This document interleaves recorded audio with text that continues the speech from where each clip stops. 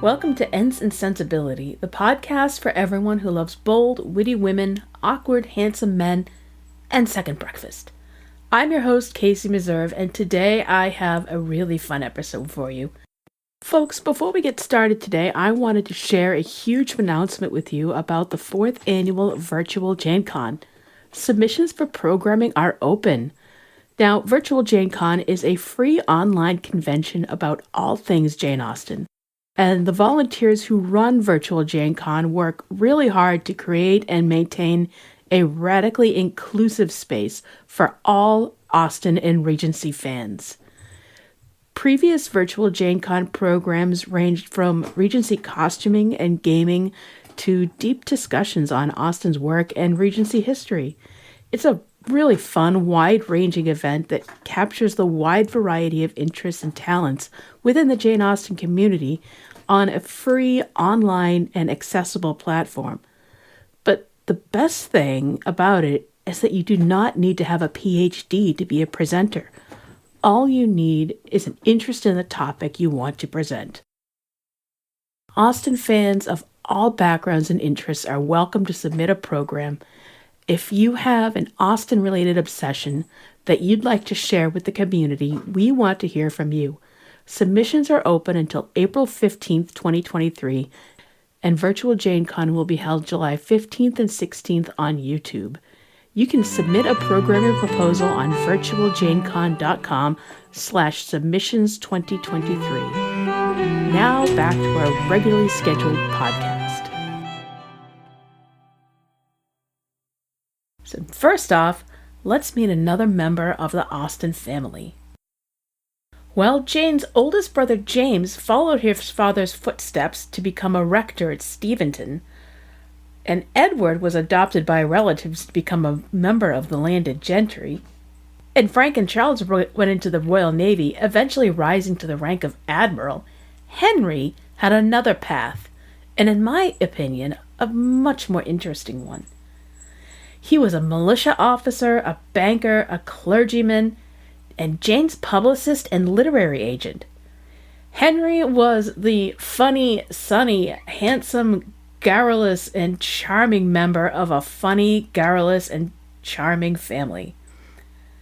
Henry Thomas Austen was born June 8, 1771, at Steventon Rectory, the fourth son, after James, George, and Edward, to George and Cassandra Austen.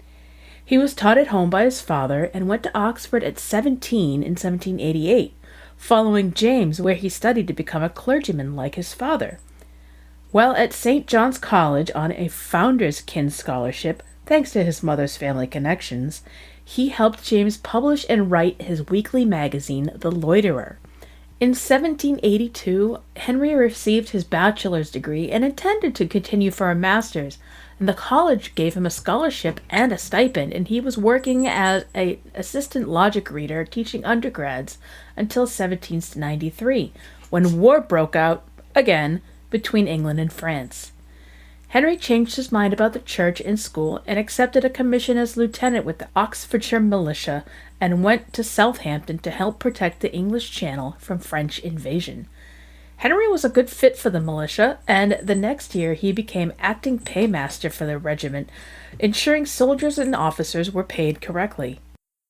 Henry served for 7 years while taking occasional time off to complete his degree, and after Southampton, the regiment were stationed at Brighton, Ipswich, Dublin, and Portsmouth. As acting and then official paymaster for his regiment, Henry used his charm to make some important friends, including powerful men like Colonel William Gore Langston, a member of Parliament who sat in the House of Commons for 45 years, starting in 1795. In 1801, Gore Langston helped Henry begin a career as a financial agent, working as a middleman between the government agency tasked with military payroll and the regiment's paymaster. He also bought and sold officers' commissions and acted as a banker for some officers, all while collecting the pay of each company's fictitious warrant man. He eventually struck up a partnership with Henry Mond and formed Austen & Co., a bank which operated for 15 years. While his career was taking off, Henry was also successful in his personal life, and in 1797 he married his cousin, Eliza de Feuillide, who had been widowed in 1794 when her husband, the Comte de la Feuillide, was guillotined for his royalist loyalties during the Reign of Terror in Paris. Henry and Eliza had flirted as teenagers in Steventon, but she and her mother, Philadelphia, George's sister, traveled around Europe and eventually settled in France. Henry and Eliza are also thought to be the subjects or the models for some of Jane's earlier works, including Henry and Eliza. Henry and Eliza had no children, but he did care for her son Hastings, who had what is believed to be a seizure condition, which may have been similar to the condition suffered by Henry's brother George. Sadly, little Hastings died in 1801.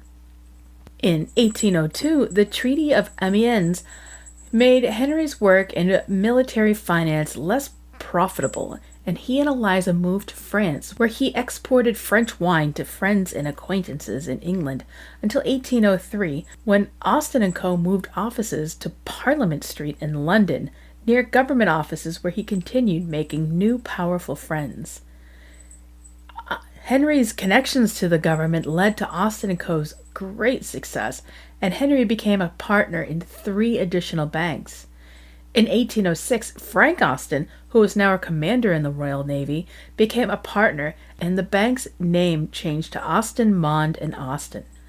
They were later joined by a 4th partner, James Tilson, the brother of one of Henry's military friends, and changed the name of the firm again to Austen, Mond and Tilson. Henry used his financial boon to help his sisters and mother, who were left bereft after his father George died in 1805.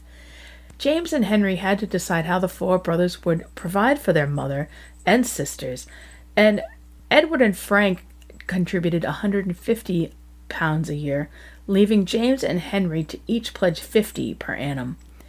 It was financially stressful, but Henry did promise to do as much as he could as long as his precarious income remains. Henry's success continued, and he turned his attention to Jane's writing, which he had always been a huge supporter of. Years before, their father had successfully sold Jane's novel Elinor and Marianne to a publisher, but the book had never been printed. Now Henry worked to get Jane published. He took Sense and Sensibility to an acquaintance, Thomas Edgerton, a publisher of military books, and once the distributor of The Loiterer. Lucy Worsley conjectures that Edgerton only published the novel because he knew that if it bombed, Henry, the banker, would be able to pay him back for the loss. When the novel finally came out in October 1811, it was a success and sold out its first printing. With that, Henry became Jane's de facto literary agent, working with Edgerton, changed publishers later after she was unhappy with the terms Edgerton set. Henry bargained, read proofs and made copy edits, hustled the printers and bookbinders, and worked really hard to make Jane's characters the household names we know them today. Henry's penchant for gossip even got Jane invited to the Prince Regent's house. In 1815, Jane was staying with Henry in Hans Place, London, to deal with her new publisher, John Murray, who was publishing her next 2 novels, Mansfield Park and Emma. Eliza had sadly died, likely of breast cancer, in 1813, and Henry, now a widower, often had Jane visiting, acting as the lady of the house, and to work with him on her publishing efforts. That fall of 1815, Henry's illness took a serious turn, and Jane became his agent, writing business letters and family notes for him, and calling a doctor to his bedside. Now, this doctor was Matthew Bailey, who just happened to be the physician for the Prince Regent, and Henry couldn't help himself but to tell the doctor about his sister. Dr. Bailey told him that the Prince Regent was a huge fan of her novels and kept a set of them in every one of his residences. Well, Dr. Bailey told the Prince Regent that the author of Pride and Prejudice was staying in London, and the prince asked his personal librarian, Reverend James Stanier Clark, to pay her a call and invite her to tour the prince's London home. a modest little palace called Carlton House. While there, Stanier Clark suggested that Jane dedicate her next novel to the Prince Regent. And while Jane really hated the Prince Regent personally, because he was a philanderer, she couldn't say no, and so she dedicated Emma to the Prince Regent. Henry managed to recover, but suffered a major professional loss when Austen, Mond, and Tilson failed in March 1816. It wasn't a major surprise because banks across the country were failing in the post-war depression, but it left him bankrupt, and he could no longer afford to give his mother £50 a year to support her and his sisters. The bankruptcy also meant that other family members lost thousands of pounds they had invested with the bank. His brother Edward lost £20,000, and his uncle James Leigh Perrot lost £10,000. But like all the Austens, setbacks did not keep Henry down for long. Henry finally decided to enter the church and became an ordained deacon in December 1816. He became the curate of Chawton, where Jane, Cassandra, and their mother lived, and where Edward just happened to have an estate. He continued to act as Jane's literary agent until she died in July 1817, and helped publish her final 2 books, Northanger Abbey and Persuasion. He also wrote the biographical notice at the beginning of the 2-novel set, identifying his sister as the author of all 6 of her published novels. When James died in 1819, Henry took over as rector at Steventon and married Elinor Jackson. The couple later moved to Farnham in Surrey, and during this time he also worked as a master at the Farnham Grammar School. He eventually became the curate of Bentley in Hampshire.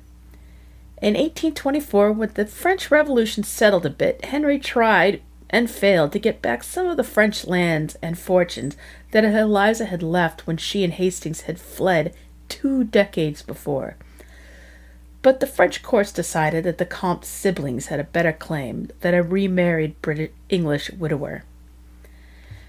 Henry lived a pretty quiet life in his retirement. He had no children with Elinor, and despite his resourcefulness and many occupations and preoccupations, Henry never rebounded financially from his losses in 1816.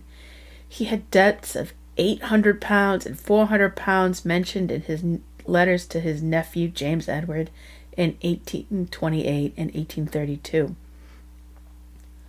In the latter years, he and Cassandra sold the copyright to 5 of Jane's novels to Richard Bentley. This firm already owned the rights to the 6th for £250 and 2 copies of the work. These Bentley editions were published in 1832 and 33, and Jane's works were made available to new, eager readers for the first time since their original publication. Henry retired in 1839 thanks to, finally, a legacy from his aunt, Mrs. Leigh Perrot, and he and Elinor then spent some time in France. Now, just last year, in 2022, news broke that Henry had served as a delegate to the World Anti-Slavery Convention in London. Researchers discovered that he was one of the 2 delegates from Colchester and sat among nearly 500 delegates who came from around the globe to create a political platform for anti-slavery measures and support formerly enslaved black people who had been recently freed in the British colonies. Henry died of gastritis in 1850. He was 79 years old at Tunbridge Well.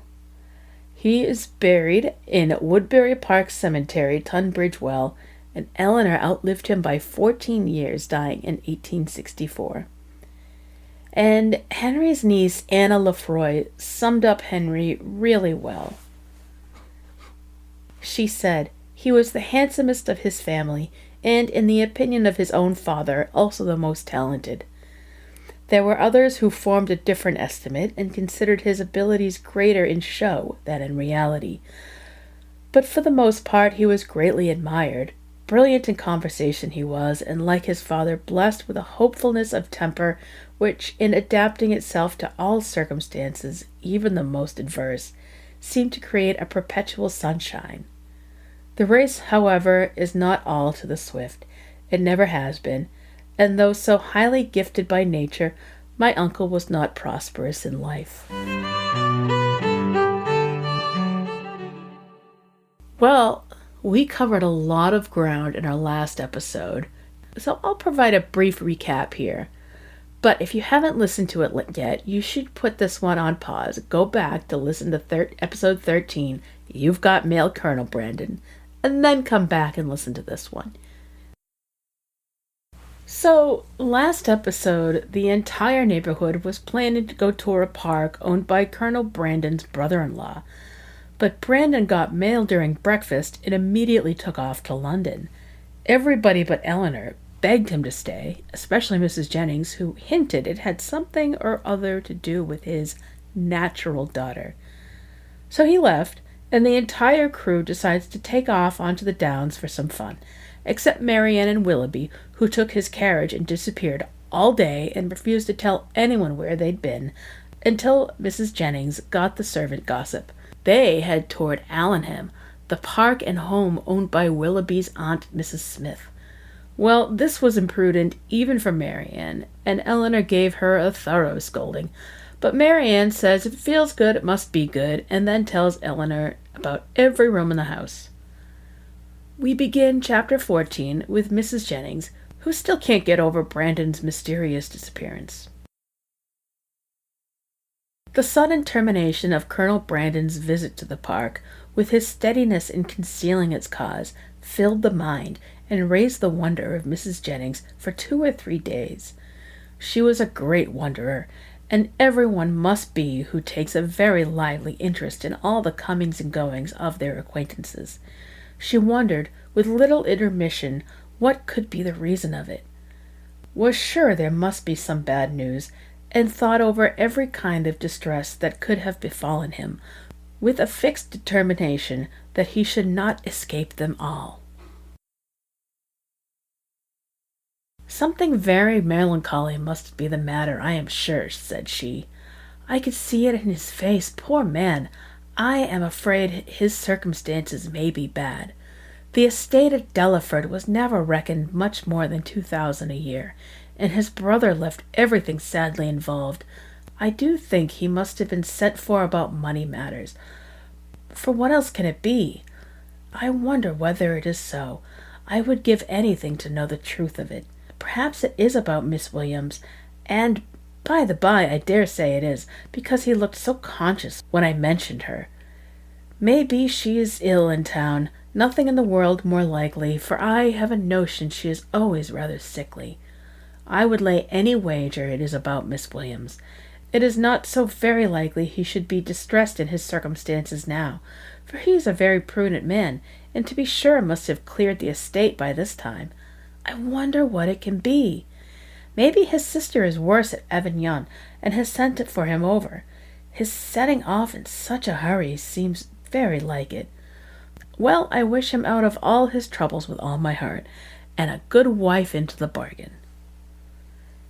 This is a lot of information, and I'm wondering if this is all in just a single conversation, or is this an example of the things that Mrs. J said over those 2 or 3 days. This is definitely something we humans do. We mull and think about something that happened or upset us. Our brains just spin and spin.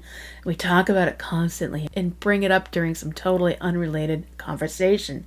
And Austen has shown a synopsis of these conversations in a succinct way that demonstrates Mrs. Jennings' meddlesome nature. Austen does this type of narration, not a lot, but occasionally, when a character is likely saying things on a topic over a period of time. For instance, I believe Fanny Dashwood's narrative with her husband in Chapter 2 is a similar type, and in the 1995 movie version of Sense and Sensibility, Fanny spends days talking to her husband about the inconvenience of helping the Dashwood family after their father dies. Remember, Mr. Dashwood made his son John promise to support Mrs. D and her 3 daughters. But Fanny meddled, and that's why the Dashwoods ended up in Devonshire. Fanny spent days convincing John not to give his sisters or stepmother a penny. And here Mrs. Jennings spends days obsessing over Brandon's reasons for leaving so suddenly. So what are the things she's mulling over anyways? Well, it could be Brandon's estate, which we learn is worth about £2,000 a year. That's a nice income. It's not grand. It's not Darcy.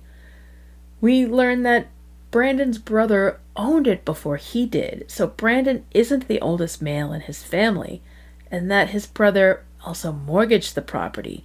That's what Mrs. J means by involved.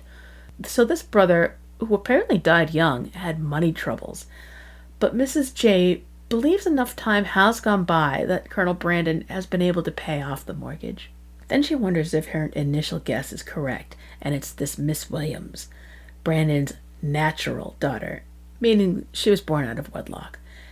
And Mrs. J says she really believes this could be the reason because of Brandon's reaction, even though this is the second thing she's thinking about.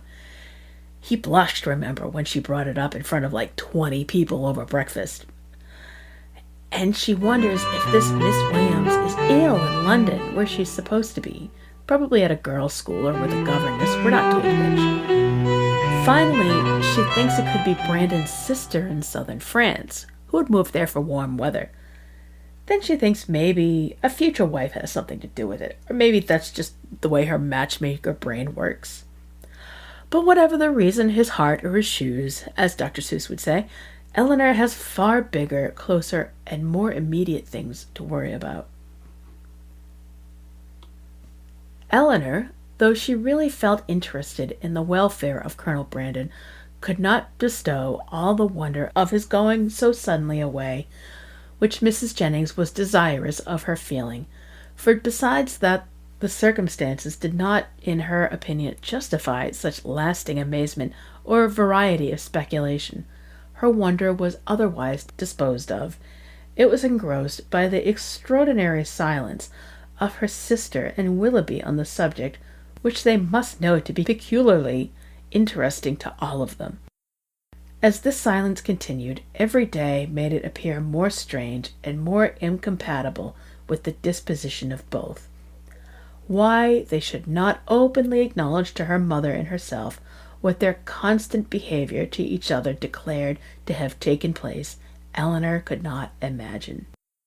She could easily conceive that marriage might not be immediately in their power, for though Willoughby was independent, there was no reason to believe him rich.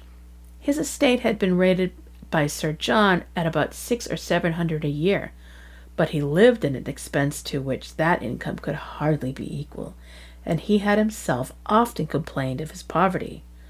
But for this strange kind of secrecy maintained by them relative to their engagement, which in fact concealed nothing at all, she could not account, and it was so wholly contradictory to their general opinions and practice that a doubt sometimes entered her mind of their being really engaged, and this doubt was enough to prevent her making any inquiry of Marianne. So while Mrs. Jennings obsesses over Brandon, all Elinor, and probably her mother, can think about is why Marianne and Willoughby haven't announced their engagement. Elinor believes they must be engaged, or they wouldn't act the way they do. And over the last 2 episodes we've discussed these actions. Willoughby gave Marianne a horse. Marianne gave him a lock of hair. He called her by her first name rather than Miss Dashwood. And finally they took off in his carriage for his family estate, while everyone else was out on the downs. Now we find that Marianne also refuses to dance with anyone but Willoughby at Sir John's innumerable balls and parties. They are also incredibly obvious and oblivious to everyone in their social group, and every action shows they would rather be together than spend time with anyone else. Now, we in the 21st century might think that a month or 6 weeks or however long it's been since they met isn't long enough for this pair to get married. They haven't known each other long enough. But couples in Georgian England didn't need to know each other long. According to the Clandestine Marriage Act of 1753, Engaged couples only had to wait 3 weeks before getting married. During that time, their impending nuptials would be announced each Sunday in the parish churches of both parties for 3 weeks. Other than that, they didn't need to know each other that well. Remember, Mr. Collins and Charlotte Lucas only knew each other for like 2 weeks before he proposes 3 days after being rejected by Elizabeth. So lengthy courtships weren't necessary. It was more important that the two parties were of similar backgrounds and class. And as far as we know, Marianne and Willoughby are a good match for background and class. But why would Marianne and Willoughby remain silent? Elinor thinks maybe it's because Willoughby can't afford to marry immediately. His current estate is only worth about $600-700 a year, and that's not enough for a gambling man like Willoughby to get married on. And Elinor knows he's living beyond his means because he's constantly talking about how poor he is. Although we never hear this from Willoughby itself, it's only reported by the narrator. But beyond this, the two of them hiding anything is totally out of character for both of them. Marianne is all about the truth and feeling, and that's what sensibility and sentimentality is about. She, as an honest and open person, would definitely tell her family if she were engaged. But Mom is her word. But she's acting like she's engaged. So this is driving Elinor nuts. And she won't just ask Marianne because she believes Marianne would tell her if she was engaged. Because that's what sensible Elinor thinks she herself would do. Elinor has all these doubts running around inside her head because she knows what she's seen. But she also knows what she hasn't heard. This makes my head spin, so let's take a step back for a minute and look at one more interesting point in this section. We have a brief description, blink and you miss it, of Brandon's brother, and then we have one of Willoughby. There are a lot of similarities in these two characters, one of whom is dead, and we definitely get into the personalities of both of them as the story progresses, but we're starting to piece together more about them. And that's what's so great about Austen. She leaves these hints and trails everywhere about characters, even those we never actually meet. So Brandon's brother left his estate deeply in debt, according to Mrs. Jennings. And Sir John says Willoughby isn't rich by any means. And we also have seen hints that he gambles heavily, which we guessed in the last episode. And that he spends far more than he earns on horses and clothes and all the accoutrements of being a gentleman and a sportsman. All right, so let's get back to the text where Willoughby is visiting the Dashwoods. One evening in particular, about a week after Colonel Brandon left the country, his heart seemed more than usually open to every feeling of attachment to the objects around him, and on Mrs. Dashwood's happening to mention her design on improving the cottage in the spring, he warmly opposed every altercation of a place which affection had established as perfect with him. "What!" he exclaimed, "improve this dear cottage? No, that I will never consent to. Not a stone must be added to its walls, not an inch to its size, if my feelings are regarded." "Do not be alarmed," said Miss Dashwood. "Nothing of the kind will be done, for my mother will never have enough money to attempt it." "I am heartily glad of it," he cried. "May she always be poor, if she can employ her riches no better." "Thank you, Willoughby, but you may be assured that I would not sacrifice one sentiment of local attachment of yours, or of any one whom I loved, for all the improvements in the world. Depend upon it that whatever unemployed sum may remain when I make up my accounts in the spring, I would even rather lay it uselessly aside than dispose of it in a matter so painful to you. But are you really so attached to this place as to see no defect in it?" "I am," said he. "To me it is faultless. Nay, more, I consider it the only form of building in which happiness is attainable, and were I rich enough, I would instantly pull Combe down and build it up again in the exact plan of this cottage." "With dark narrow stairs and a kitchen that smokes, I suppose," said Elinor.